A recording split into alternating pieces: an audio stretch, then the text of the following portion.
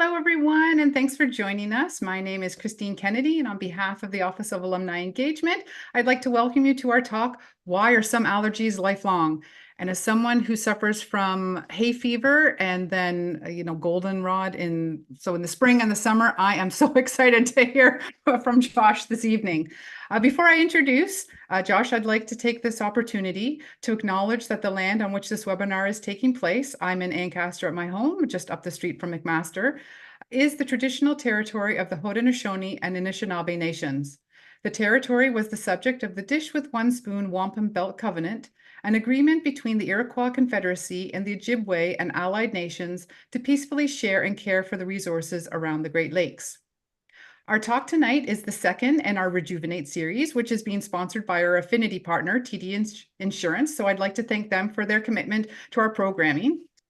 Just a reminder, for every Rejuvenate webinar you attend, you'll be entered into a random draw for a chance to win 3 gift cards for MEC, Terra Greenhouses, or Lee Valley. We're, keeping with the Rejuvenate Spring theme. Great prizes for you to add to, maybe some flowers to your flower garden, or maybe some hiking attire, or maybe some gardening, which are all themes that we are dealing with during our Rejuvenate series. This talk is being recorded, as all the talks are, and you will receive a link and an email that will be sent out roughly at 9 p.m. this evening. So feel free to share this talk with family and friends. That email that you will receive will also have a quick survey asking you how you enjoyed your talk and if there are any other subjects or topics that you would like us to cover in upcoming presentations. So now it is my pleasure to introduce our speaker this evening, Dr. Josh Koenig. He is an assistant professor here at McMaster studying the immunology of allergic diseases. He completed both his Bachelor of Health Sciences and PhD degrees at McMaster. Yay, double grad. And his research uses cutting-edge computational tools and bioinformatics, to make new discoveries in humans, and then seeks to untangle what those discoveries mean for allergic immunity. Dr. Koenig is also an experienced lecturer at McMaster and has taught many courses in immunology, child health, and cell biology. And if his name sounds familiar, he was in the news quite recently on this topic of allergies. So Josh, thank you for joining us this evening, and please take it away.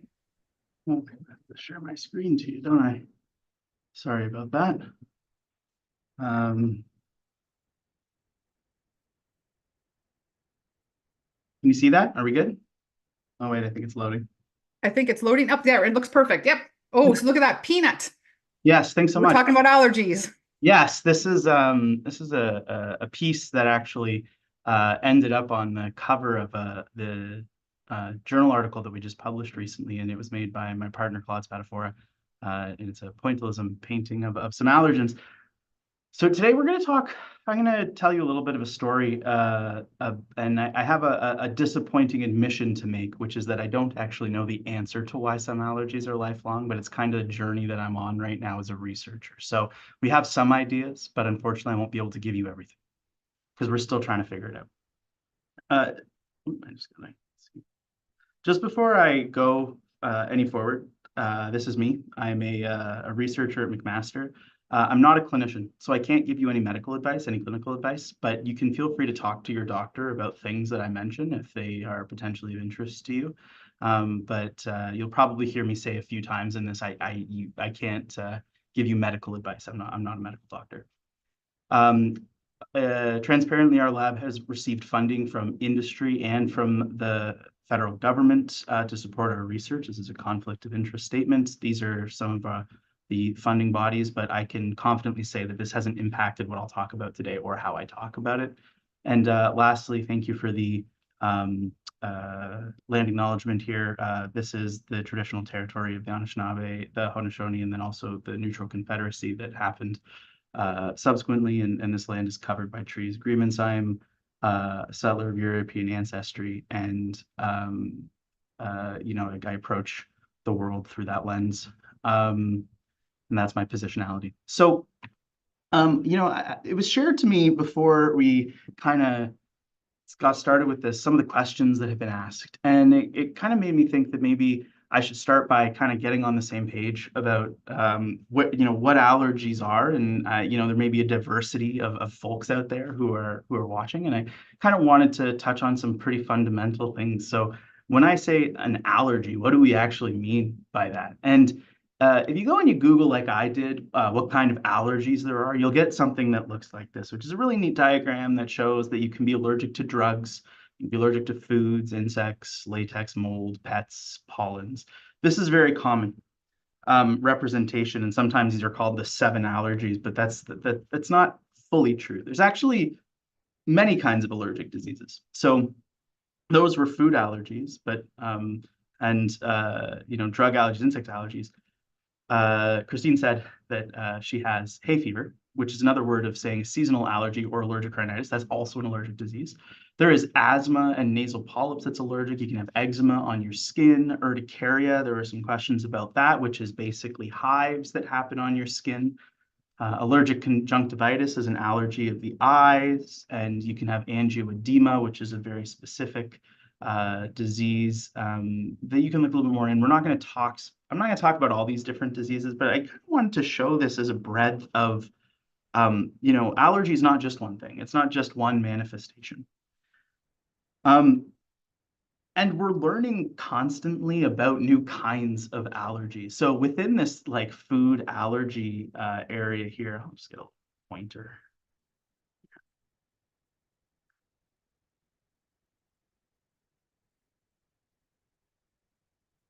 Interesting.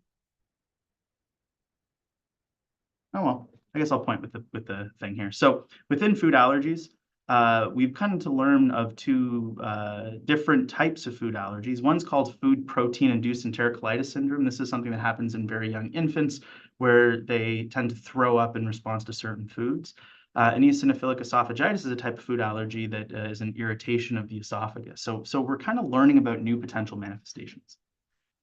And I wanted to talk about what allergy actually looks like. So if you're an allergic person, there are a whole bunch of symptoms that you can see here. Trouble breathing, itchiness, a headache, runny nose. These are the kind of inconveniences that people think of. And for those of you that are in the community who are allergic, I'm sure that people will probably diminish a little bit your experience by saying, well, it's just itchiness, you can hold your breath, that type of thing. And it's not that way for everyone. And in fact, for some, for example, food allergies, like a food allergy against peanut, there's a very, very severe kind of allergic reaction called anaphylaxis that can happen when somebody eats a food and then pretty much immediately they have shortness of breath. It's hard to swallow, it's hard to breathe. They'll get cramps, they'll get a drop in blood pressure, and they'll feel faint, and this can be potentially lethal. In fact, this is the anaphylaxis, the leading cause of anaphylaxis in Ontario in the last 30 some odd years is food allergy. So, these very severe whole body, multi-organ system crash that can be lethal, it happens in Ontario and it happens around the world. And it's a pretty severe tax on the mental health of people who are allergic. So, if you're someone out there who thinks that allergies are maybe an inconvenience, I would encourage you to think twice about that. There are many people that have these different allergic conditions. Folks may not know that there's 3 million Canadians with a food allergy and almost 4 million that have asthma. And if you look at seasonal allergies like Christine was talking about a quarter almost of our population have this. This is a very broad set of diseases that impact a large fraction of our population. But as I'm going to kind of talk to you a little bit about, it's not studied super well. And that's not good for how many people have these conditions. So a little bit more about allergy. There are some allergic diseases that have therapeutic options. And so one of the best studied allergic diseases is allergic asthma.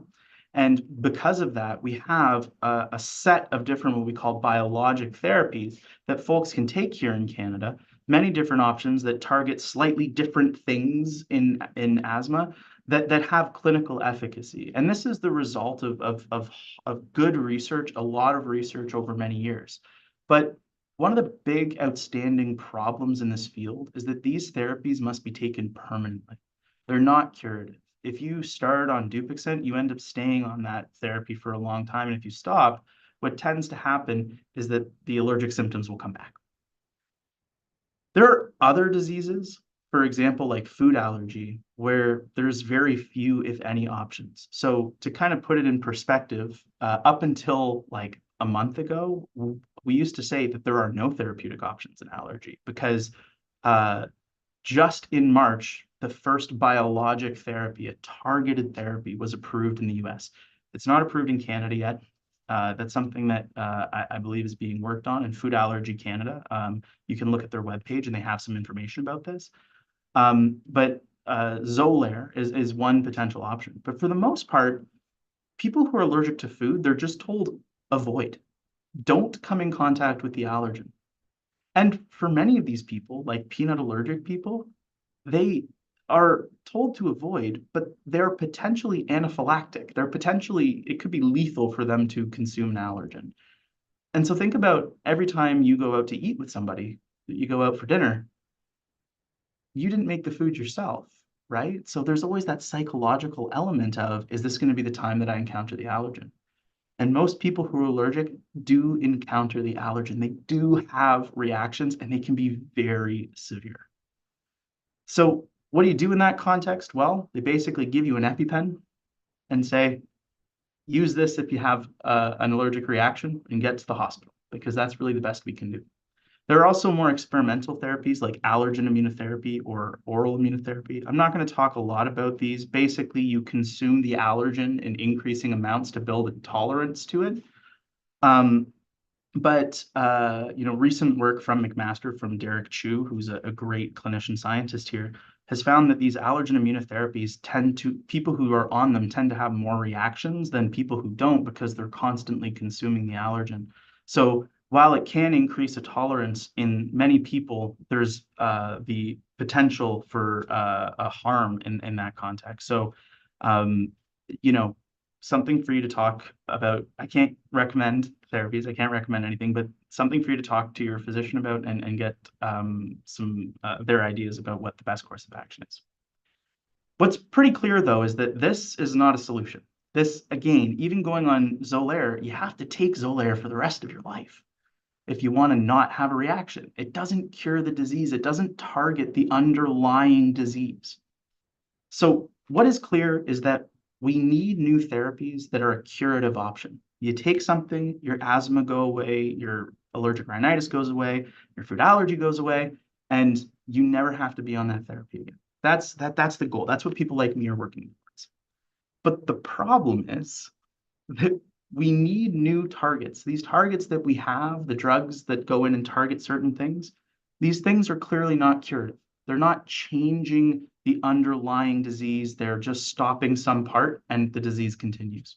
So you won't have a reaction, but you have to be on the drug for life. The problem really comes in that we don't have a very strong understanding of how allergy works. We know the fundamentals, but we don't know what to target. And the things that we do know how to target are the things that have been approved in these therapies. So we need to learn more stuff. We need to understand how it works fundamentally so that we can find these new targets and then we can go after these targets therapeutically.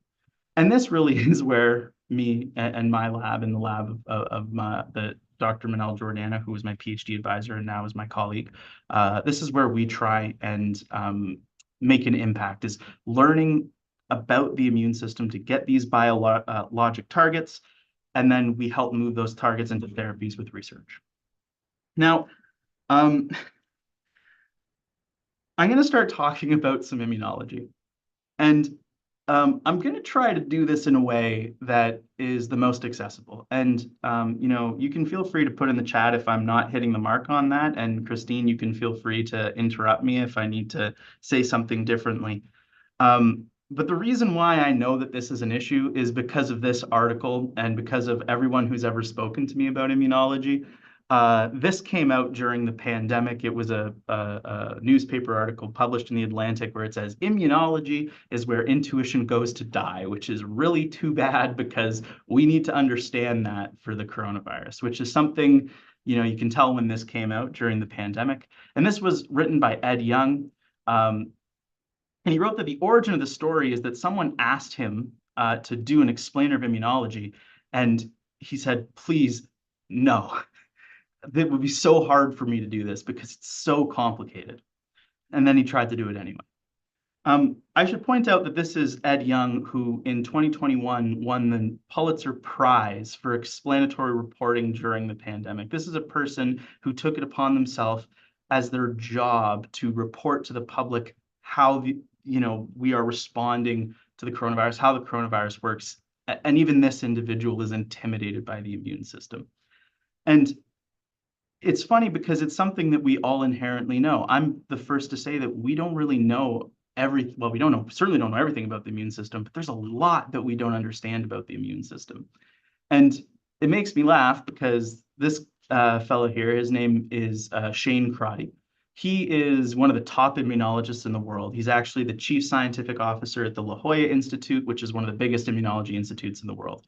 And even he put out a tweet talking about when Ed Young won the Pulitzer Prize, that his favorite quote about immunology is an immunology board game would have a rule book that's 600 pages long and written only in acronyms. There's a cupboard's worth of tokens, and every so often the board spontaneously catches fire. So you kind of get a sense of why some people are quite frustrated by hearing scientists talk about the immune system. So keeping that in mind, I'm going to do my best to talk about this in a way that is accessible, and I'm really open to feedback if I don't hit the mark there. So I'm going to kind of get us on the same page about what causes an allergic reaction. Why do we have these reactions? And I'm putting a little note down here for maybe the more medical or science adjacent folks that I'm going to focus on IgE-mediated allergic diseases. So that's a little preface for those folks. You may have heard of antibodies. These are proteins that float around in our circulation. They flow through our circulatory system, through our veins, and they coat all of our tissues. And you may have heard about this because in the context of vaccination, the objective is to create these antibodies. And these antibodies are very specific for things. So when you are vaccinated against, for example, the coronavirus, you make antibodies against the coronavirus. So these antibodies are essential to protect us from infection with viruses and with bacteria. And by and large, if you have an antibody against something, you won't get infected with that thing. That's how good antibodies tend to be. Now, there was a question that kind of came up, and I'm going to head some things off at the pass here. So one is, you may be thinking that I'm putting down that vaccines cause allergies, and the answer is no. Vaccines do not cause allergies. And I know this quite definitively because of the fact that there are different flavors of antibodies. So I think of this kind of like going to an ice cream parlor, and there's different kinds of antibodies. And these here are diagrams of the different kinds of antibodies. And I don't need you to know what these different kinds of antibodies are, with one exception that we'll talk about. But the type of antibodies that we make in response to vaccination are pretty well always these IgG antibodies. So when you have a vaccine or when you're infected with the virus, you make these IgG antibodies. This is a completely different system and a completely different set of things than the IgE antibodies that are the ones that cause allergy. So allergies are caused by antibodies. And they're very specifically caused by these antibodies called IgE when they are specific to a food. And so what does that look like? How does this work? So as I said, floating throughout our circulation, floating through in our blood, we have these IgE antibodies. And the IgE antibodies will come out of our blood and they'll go into all of our tissues in our arm, in our eye, in our legs, and everywhere, in our organs, liver, everywhere. And they'll coat these tissues. And we're going to zoom in right here, as if I wanted to do this. If I had a higher budget and more time, I'd have done it like the magic school bus where we go right in. But unfortunately, I am limited. But we're going to kind of zoom in. And this is what it would look like. You have a blood vessel and you have these IgE antibodies that are floating through the blood, and they'll come out of the blood and they'll go and sit on the surface of these cells called mast cells. And this is one of my favorite stories to tell, because you may wonder, why are they called mast cells? And that word comes from German. And mast, or masten, uh, which I don't speak German, not very German, but somebody looked at these underneath the microscope and said, huh, those cells have all these balls in them. They look kind of fat. So we're going to call them fat cells. They're the big fat cells that have things inside of them. These are our mast cells. And what happens is that these antibodies that sit on the surface of our mast cells, they allow these mast cells to detect an allergen. And it looks something a little bit like this. An allergen, like peanut, once you've accidentally been exposed to it or you've consumed it, that allergen will find its way to a mast cell, and the antibodies with their little tips will grab on to the allergen. And what happens next is very fast and very violent. The cells suddenly start releasing all the balls that they have. They start throwing these, we call them granules, out into their environment. And it happens in a blink. It happens super, super fast. There are very few things in the body that happen as fast as that. They release all these balls, these granules, and inside are these very toxic molecules. And those toxic molecules cause the symptoms of an allergic reaction. They cause the eye swelling or the swelling of the skin. They cause urticaria, hives. They can cause sneezing. They can cause vomiting. It's these very toxic molecules that come immediately out of these mast cells.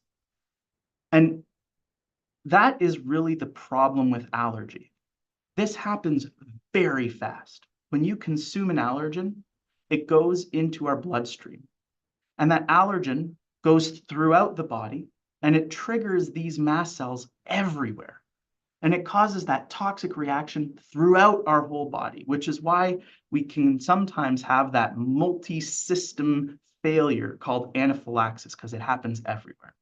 Now, it doesn't always happen that way. For example, you'll know if you have hay fever that when you breathe in an allergen, that you'll have symptoms in your nasal cavity, because that's where the allergen is present. So it depends on where the allergen goes, the type of reaction that you have.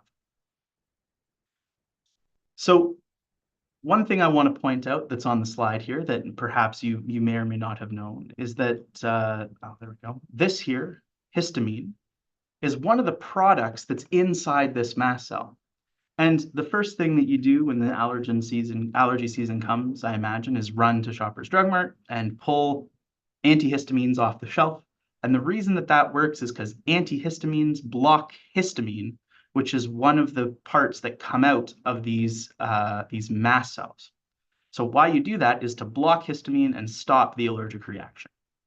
But this only really works for more mild symptoms, because there are other molecules that are not histamine that also cause these allergic reactions. And so when you have a very severe reaction, these antihistamines, they're not enough. The only thing you can do at that point is use an EpiPen. And the EpiPen doesn't do anything to actually target the disease.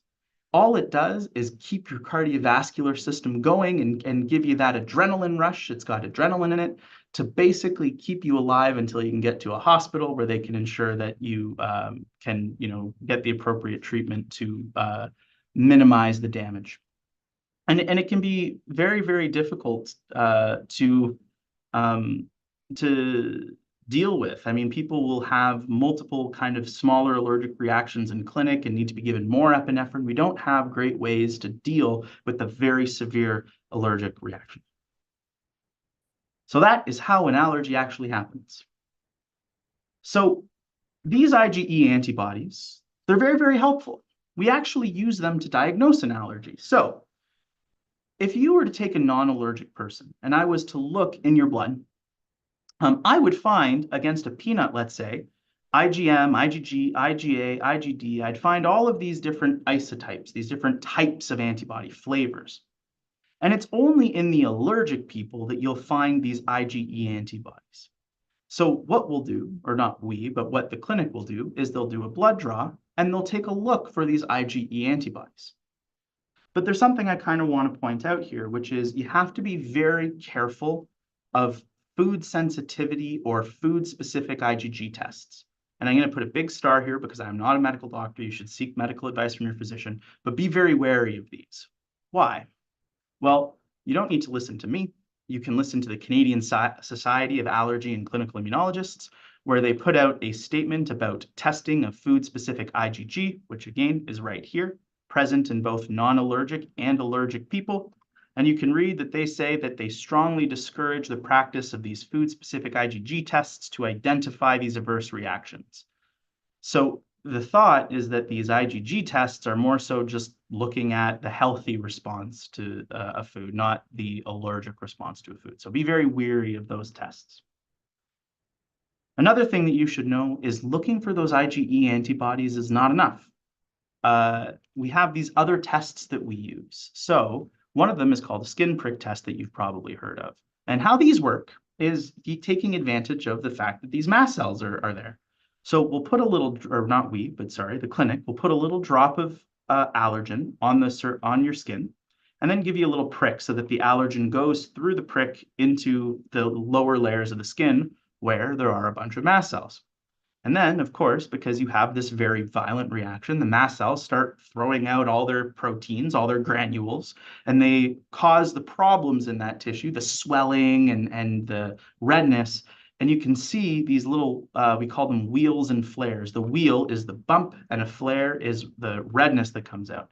And you'll test multiple allergens and find, oh, okay, so I'm allergic to 2, 4, 5, and 7, but not to 1, 3, 6, and 8, for example. So that's one way to do things. But the real gold standard for testing if somebody is allergic is a controlled challenge. So if someone eats a small and increasing amount of a food or inhales the allergen or even has an eye drop with the allergen, and we see, is there a reaction? And if there is a reaction, then that is indicative of there being allergy. And it's really important to do all of these different tests because sometimes, there will be no IgE in circulation, there will be no skin prick test, but you look at an allergen challenge test, they consume the allergen, and there's a very clear and objective sign of allergy. This person is allergic, but these other tests are not sufficient for these people. So something that came up a lot in the questions was it seems like I'm developing new allergies as I age. And this is something that I'm actually hearing more and more about, especially since we published some of our work most recently. And something I want to say is it does happen. You may feel like, am I crazy? It doesn't seem like this should be possible. It does happen. But unfortunately, we don't know why. Something I can say is that allergies have been steadily increasing over the last 20 or so years, and they continue to increase now. And there is a hypothesis for why this is happening. There are many, but the one hypothesis that's gaining prominence right now is that this might be tied to climate change. And I was asked to comment recently about how it seems like the allergy season all of a sudden started way earlier this year than normal. And that's a side effect of climate change. As it gets warmer earlier on, pollens will start being put out into the air, and then we'll start reacting to pollens in the air. Something that has been shown a few times is that allergens are actually mixed into wildfire smoke, and wildfires are a result of climate change. And so people will remember just looking out my window here, I recall last year looking out and it was orange directly outside. There are allergens that are mixed into that wildfire smoke. And some of the thought is that or pollution may be driving some people to start some new allergies. But this isn't a proven hypothesis. This is just one hypothesis for how people may be becoming allergic later on in life. But one thing I want to point out is that physician confirmed allergy. So if I were to go to a clinic and see how many people are allergic, it tends to be much lower than self-reported allergy. Folks tend to think that they are allergic to things when in reality, the problem that they're having is maybe not allergy specifically. Now, I'm not saying that to say that there's not anything wrong. It's very possible that something is going on, but it might not very specifically be an allergic response that's going on. So the first thing, if these are in your shoes, again, not a clinician, I would say seek testing from an allergist. If you think that it's pollen or something like that, go to your family doctor, ask to see an allergist, get the tests, and they'll tell you pretty quickly if you are allergic or if you're not allergic. And in both circumstances, there's something that these folks can do for you. So it's worthwhile to go and get these things tested. So I've done a little bit of aligning us about a few different things, and I've talked to some questions. I want to start talking about what this talk was about, which is some allergies are lifelong and others are not. And it's something that we really don't fully understand at this point. So there are some allergies, like those to peanut, tree nut, fish, and shellfish. And I could say that with my eyes closed and turned around because I say it every single day. 80% of people or more are allergic to those for life.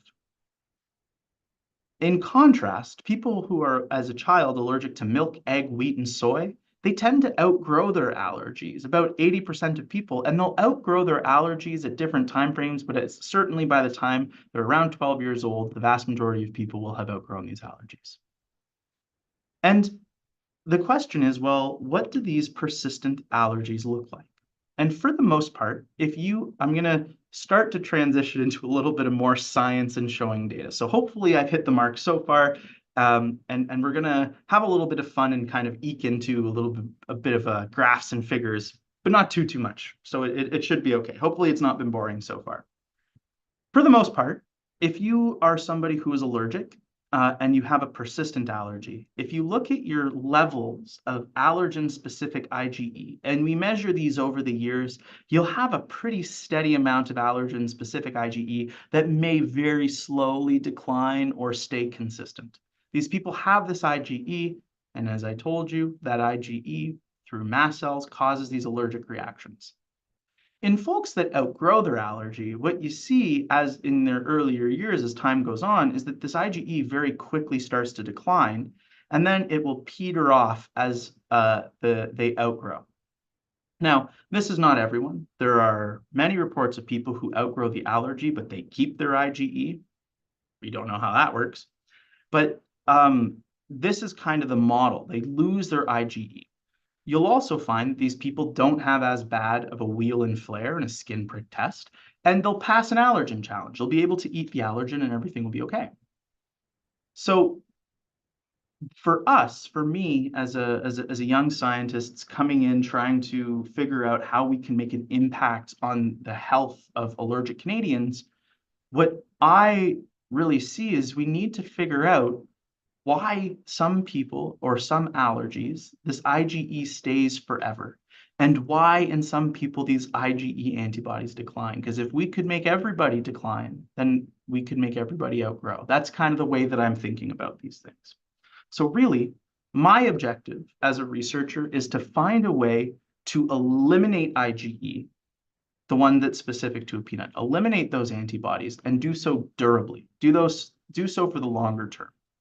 And to graphically show you why, as I showed you before, we have our fat mast cells here. They have IgE antibodies on their surface, and there's a peanut here that will trigger these, and then bang, the cells release all these granules. Well, and those granules, cause the allergic reaction, histamine, for example. If we can stop the IgE from existing, then when you eat a peanut, you won't have that degranulation, which means you won't have the allergic reactions. But in order to be able to do that, we have to figure out how the immune system constantly makes this IgE, and especially why does that happen in some people? And that brings us to our title of why are some allergies lifelong? We made some really interesting observations in this. one of the ways that we did this is we turned to our animal models of allergy. So we will make mice allergic to allergens, and then we'll be able to study the response they have to these allergens. And it's not my favorite thing in the world, but we do this because it wouldn't be ethical to do this in humans. We can't just make people allergic to things. If a mouse becomes allergic to an allergen, and then we go and we measure their allergen-specific IgE, let's say it's peanut in this context, what we found was something that was very strange. This on the x-axis here, this is time in months. I should point out that a mouse tends to live to about 2 years of age. This here on the y-axis is how much peanut-specific IgE they have. And you'll see right away when they become allergic, there's a bunch of allergen-specific IgE.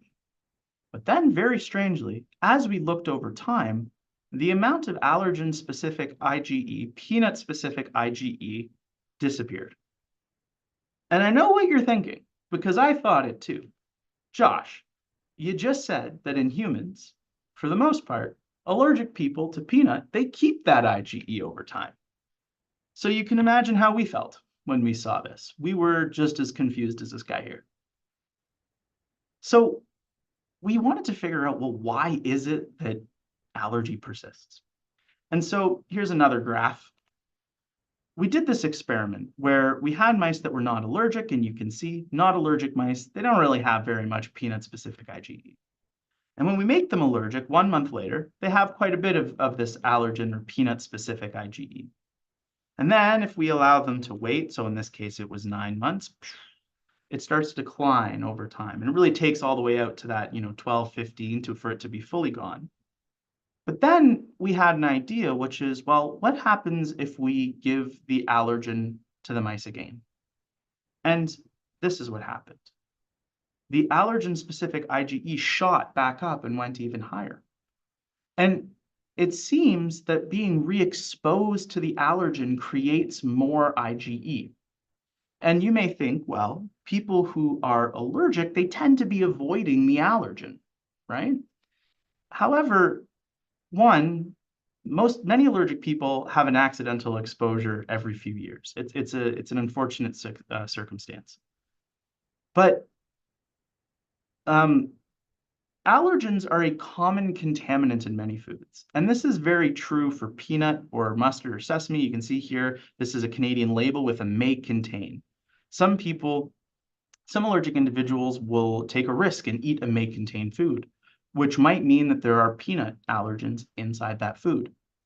Another thing that we know, and this was something that really blew me away, was that if I was to go to your household and you have peanut butter in your household, and I was to take some dust, which I know everyone's house here is immaculate, so there's no dust. However, if I was to find some, and I took it back to the lab, and I took a look for peanut proteins in there, I'd be able to find them. There are peanut proteins in your house dust, and they know that this peanut protein is biologically active. If we were to use that peanut protein for stuff, it would work just like a peanut protein would. So folks that are allergic are walking around and the literal air they breathe has dust and peanut allergens in it.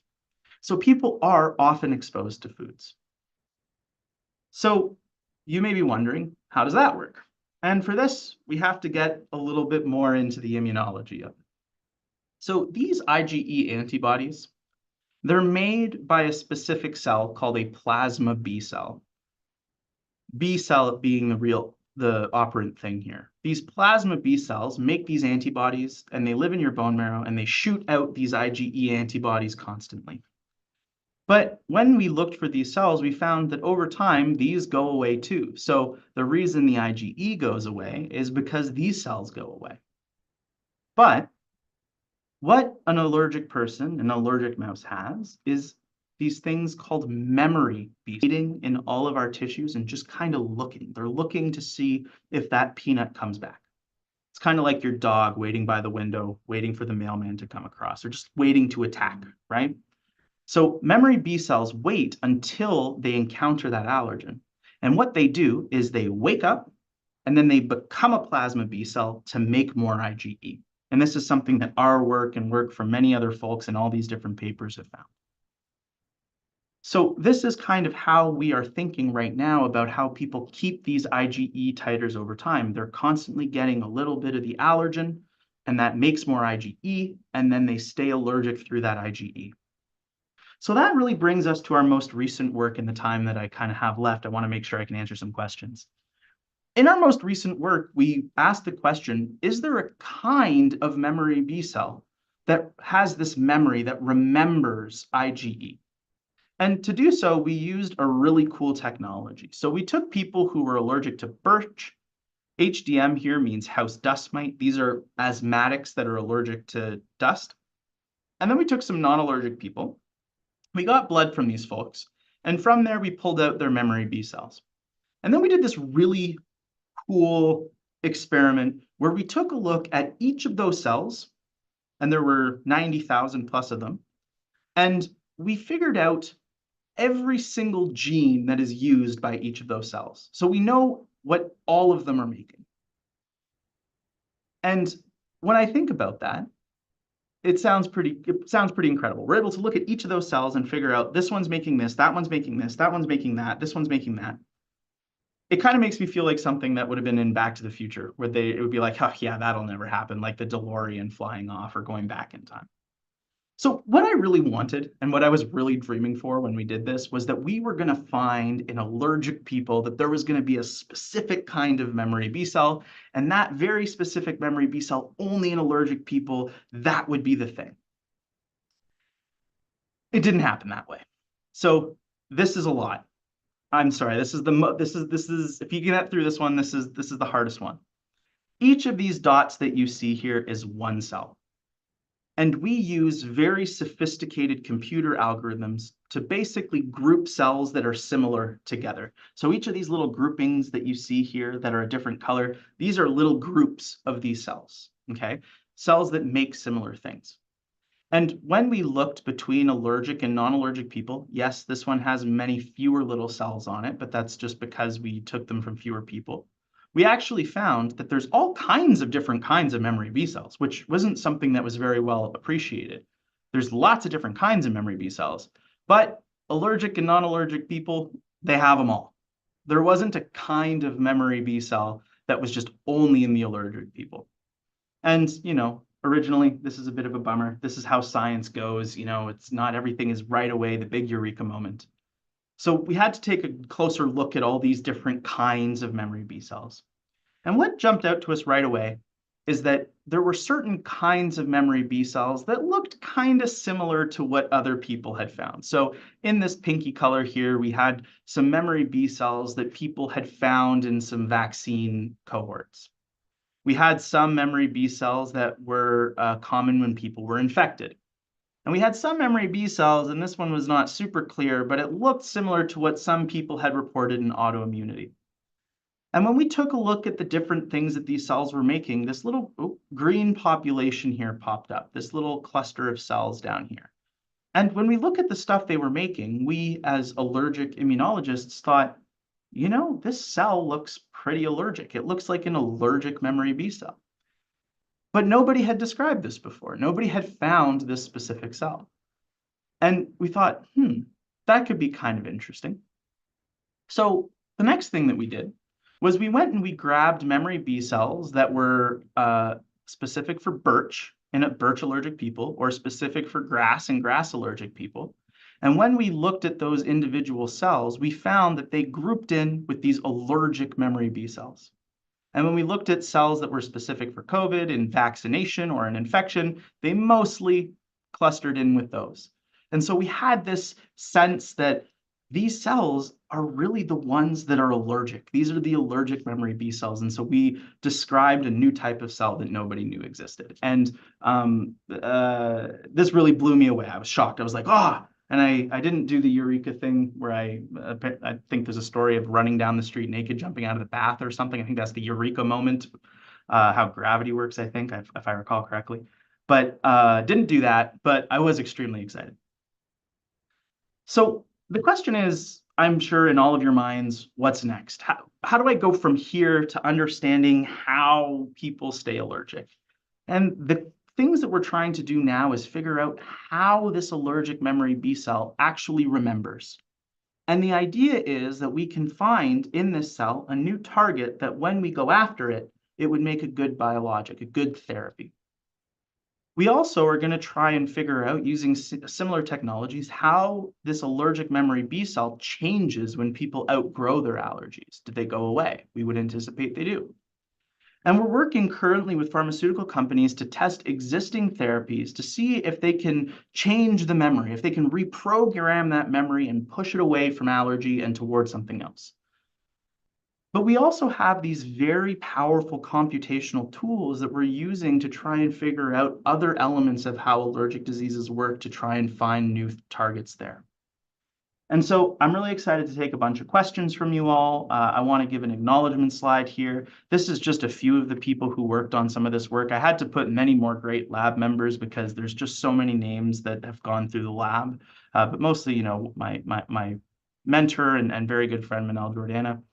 These are some folks that worked with us on these stories. We got some funding from Food Allergy Canada, the federal government. And I really want to say a thank you, because this is an alumni talk, to Walter and Maria Schroeder. Walter Schroeder is a very generous, very successful businessman and very, very generous benefactor of our research.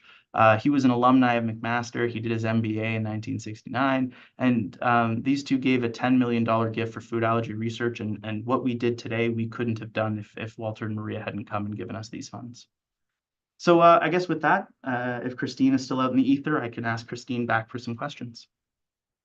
Oh, great. Thanks, Josh. As someone who does not have a science degree, I really appreciate the cartoons. And you made it very simple.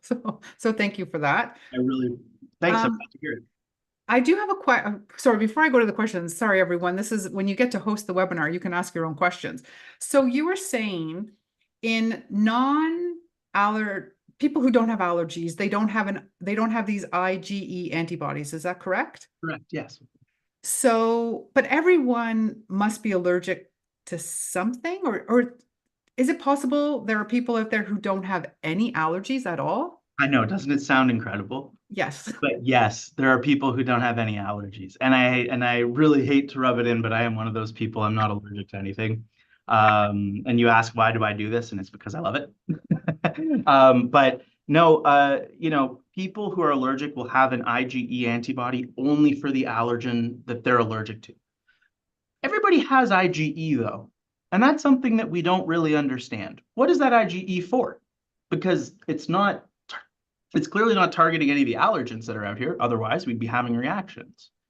But it's really interesting because these IgE antibodies, they seem to kind of be a relic of the time when we had a bunch of worm infections, like helminthic worms, like tapeworms and roundworms and stuff, because they seem to be important in protection there. So it's possible that we still have those IgE antibodies around for that reason, but we don't really fully understand it. Well, very interesting. So then one last question of my own. So I think if everyone would agree, they all know someone who has a peanut, shellfish, you know, the 4 that you put on where you had said like 80% of those people will not outgrow that. So why are those allergens just so prevalent versus you know, an allergy to I'm thinking of a food like to a blueberry, right? Like yes, people will be allergic, but by and far, most people that people would know have one of those 4 big allergies. Totally. I'm with you. So there's a lot of thought around this. The truth is that people can be allergic to anything. So when you think about, well, is it possible that, you know, these molecules in particular in these allergens are causing these allergies more than others? Maybe. Something that we know about, for example, peanut allergens is that they're incredibly stable. That's why you can see them in your house dust and you know, you can grab them and still use them. Most proteins, most foods, you know how foods go bad, right? So they don't tend to stick around. But peanut proteins really do. They're really, really stable. So it's possible that those foods have very, very stable allergens. Or it could be something else. I can tell you that this is This is one of those things where people have gone mad trying to figure it out. That's why are these allergies so common and these ones are not? There must be something, but nobody's figured that out. Well, that's a good segue to the question. We had this question come up in sort of many different iterations, but basically the bottom line is, how close is the medical community? How close are they to coming up with a cure for allergies, for all allergies? For all allergies, oh, wouldn't I love to be that person? You could retire, early retirement. I don't think I could retire. I think I'd have to find something else to do. I love it too much. But um, I like to think of this similar. I like to think of asthma in this circumstance. If you turn the clock back, like 10 or 15 years, there were zero approved biologics, or maybe one in asthma, right? Allergies like food allergy and like allergic rhinitis or hay fever, we are right now where asthma was 15 years ago. So with the discovery of these type 2 memory B cells that we've found, we now have a target, a very specific target, whereas we didn't have one before. And when we find those targets, there's big leaps that happen because I've already been in many different meetings with pharmaceutical companies where they go, hey, I saw this feature of your cell that you found, and I think our therapy would work here. And I say, hey, yeah, go for it. Give it a shot. And so these pharmaceutical companies are moving drugs into trials. So what I'm saying to people is, if any of those drugs that they already have work on this cell, you're looking at a 5 to 10 year time frame. If they don't, then we have to make new things. And making new things takes time. And that's when you'd be looking at that 15 or 20 year time frame. But I think now we're starting to, we just had Xolair approved last month. So I think we're starting to see the shift in the tide with that one a little bit for some getting better management. But a cure, I'd really love to be alive to get a cure. I think we can do it. I'm hoping my career and the other people around will make a big impact there. That's wonderful. Now, that's the drug that you just mentioned. That's the one that the FDA has approved, but Health Canada has not, correct? Canada has not, yes. But um, it seems to me that it will be available in Canada at some point, but it's not available yet. Alrighty. So here's an interesting question because you talked about how, and many people asked, oh, like I seem to be developing allergies as I'm aging. Christine's asking a question. Well, can you grow into and out of an allergy? So can you develop it and then can you grow out of it? And then why would that be? Yeah, we don't. This is one of the big problems with allergy research, in that this may be self-serving, but I would say reach out to your MPs and ask them to put more money into this research, because we don't have great answers for a lot of these questions when we really should. And the issue really comes down to dollars that go into this kind of research and for people to do it. Yes, people do become allergic. And people will become allergic and then outgrow those allergies later on in life. It definitely happens. But the how of it, and we don't actually know why people become allergic to begin with. So we don't know why it happens. We don't know how it happens. The problem is most people come to the clinic already allergic, so we can't just get them before they're allergic and then figure out what changed. They show up and they're like, hey, I have an allergy. And we go, oh, well, not we, but the clinicians go, oh, okay, well, let's deal with that, right? So, I think what is, I really do like this global warming and climate change hypothesis because it makes a lot of sense. The forests that are burning, they're carrying allergens from those forests, and those we know that pollution, it's very immunogenic. So these, wildfires, the pollution, it causes an immune response, and it causes the kind of immune response that causes allergy. So I wouldn't be surprised if we saw in the next few years much stronger linkages, especially with the most recent wildfire situations hitting like New York and Toronto, bigger population centers. It's possible that we'll start to see some connections there a little more firmly. Interesting. So Brian's asking a question. You talked all about the plasma B and the memory B. So he's asking, if you could block or destroy the memory B cell, would that eliminate the allergy? You know what? I think that we are thinking the exact same things, Brian, because this is exactly where my lab is trying to focus. We really see two angles here. We can either try and convince the immune system, so change the memory, block it, but permanently so it becomes different. Or if that doesn't work, we can eliminate it. And we have ways to eliminate B cells. But those B cells tend to be important for stuff, for example, vaccines. So we don't want to get rid of all of them. We need to get rid of only specific ones. And so we have a few ideas of how to go about doing that. Other people have some ideas. And I think that those are really the two angles. So for us, if you remove that memory B cell, we really think there's a lot of potential there. Brian, maybe you should ask Brian to join your team. So Mary's asking, when you were talking about the mice, right? You were showing how they were allergic and then the decreased. So Mary's asking, how exactly do you make a mouse allergic? This is a very, very good question. So there's a lot of different ways that you can do this. What we do is we'll take a peanut protein, and we'll use something that we call an adjuvant. This is something that causes an immune response. So we have specific kinds of adjuvants that create different kinds of responses. So there are adjuvants in many vaccines to make them have a big immune response.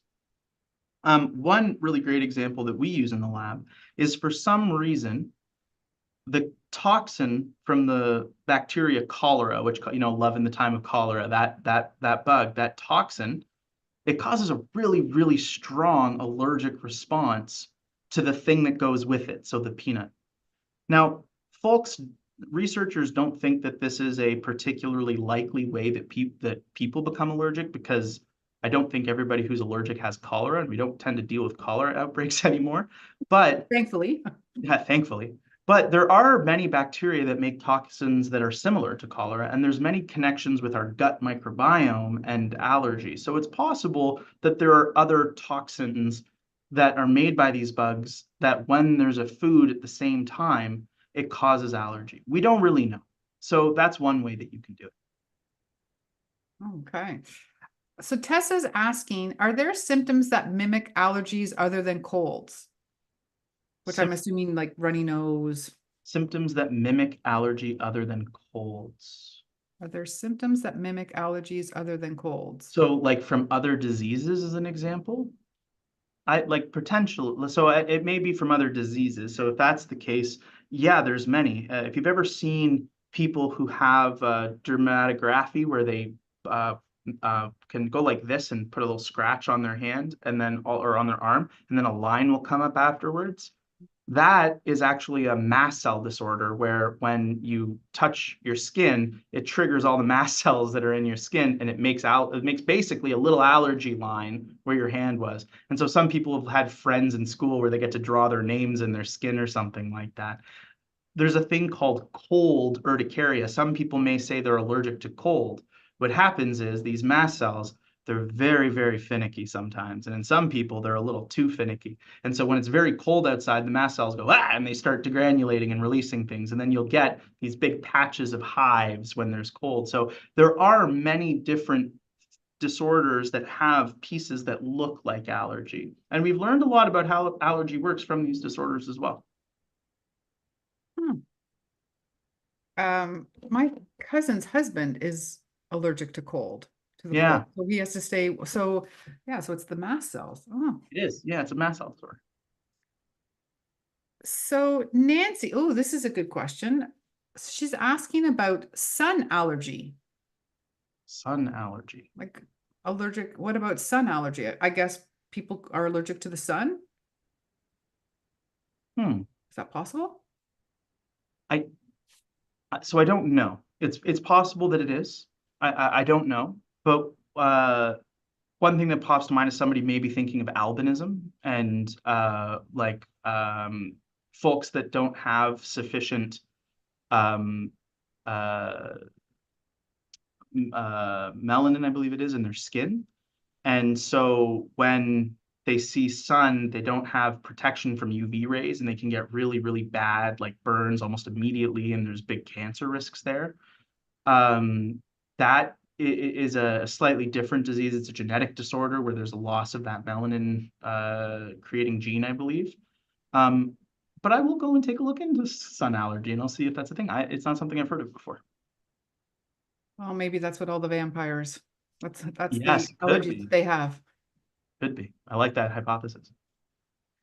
And so we did have lots of questions about allergies and medicine. So I'm assuming that medical, like what people who are allergic to penicillin, Mhm. or that is the same thing as a food allergy.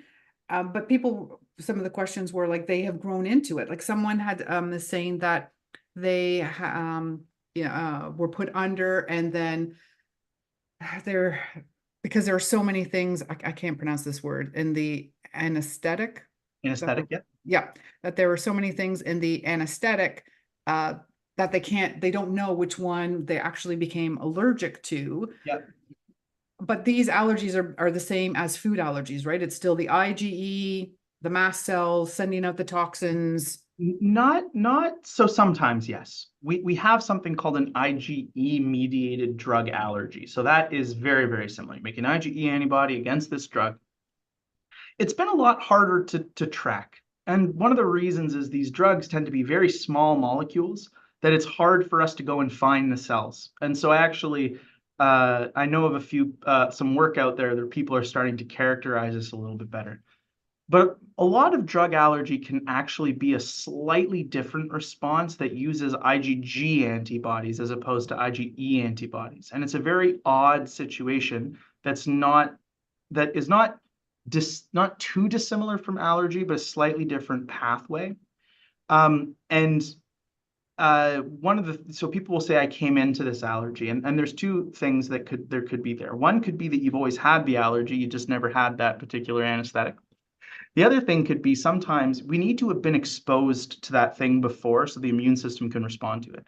So it's possible that that person got, an anesthetic for surgery, then the immune system kicked in and started to become allergic, and then they got it again, and then they had an allergic reaction. And that is known to happen as well. But again, the context of why for 99% of people that would not happen, and the 1% it does, it is genuinely a fascinating question that you'd think we have better answers for. And I think we need to get more into these patient populations, start studying the immunology of their cells and pulling apart how exactly this works. Because to be fair, all these folks, you deserve answers to these questions. We just need to find the answers.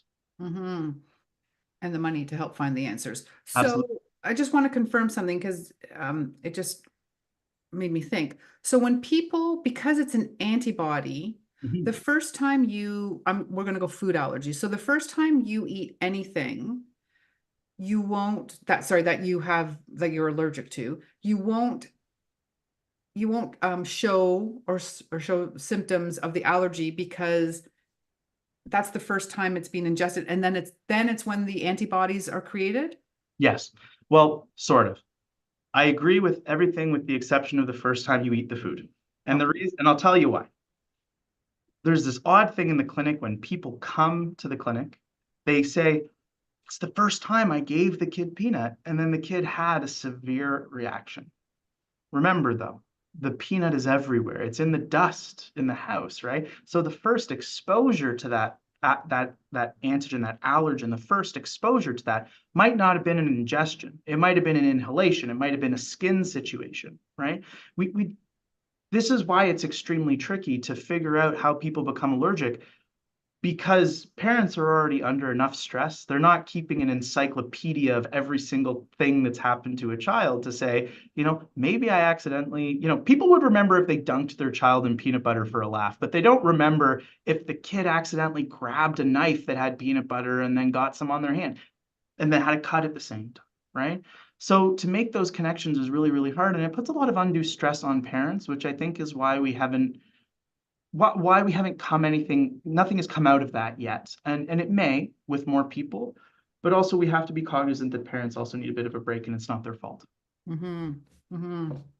Well, wonderful. Okay, well, I think on that note, we're a little after 8, so we'll wrap up. So thank you everyone for taking the time today. Hopefully you found it as interesting. And Josh, I have to say your ability to make it really understandable is much appreciated for people like myself who don't have a science. And I took copious notes Wow. about the IgE and the Hey, that's more than IgE some of my and students in my immunology classes do. So I'm I'm still old. Like I'm in my 50s, so I'm old school and I like taking notes during the talks. I'm a note person too. I'm all about books and I'm all about writing. I can't do I don't know. I can't do it. Well, if I was any better at drawing, I'm a horrible drawer. If I was better at drawing, I would have drawn all of replicated your diagrams. But those diagrams are their little cartoons are really, really helpful in helping remember all of the information that you have shared with us tonight. So thank you for making this presentation so relatable and so easy to digest. Thank you everyone for joining us this evening. We are, like I mentioned at the beginning, we are in our second event for our Rejuvenate series. We have another talk coming up next Wednesday, and that is interesting that you mentioned, climate change, because our talk on Wednesday that I will be hosting is Inspiring Hope for Climate Action. And that is with two wonderful grads who are doing some great work with climate action. And then on that's Wednesday evening. On Thursday evening, we have a talk with another McMaster graduate who is the CEO of the Bruce Trail Conservatory, and he's going to talk about the Bruce Trail, beautiful, wonderful land that we have that we can take part in hiking and just enjoying. It runs right through our backyard at McMaster. Can't speak highly enough. If you haven't been to the Bruce, you definitely need to. Definitely. Maybe not for people who have allergies. You don't want to go during the shoulder seasons. You want to just go in summer. Fair enough. Fair enough. And then we also have a gardening talk. So when you get the email today, there's a list of upcoming events. So I encourage you, if any of those pique your interest, to register for those. And I guess that's it. So thanks, everyone. Thanks, Josh. Thanks for having me. Hopefully I'll bump into you on campus. Absolutely. Take care, everyone. Thank you.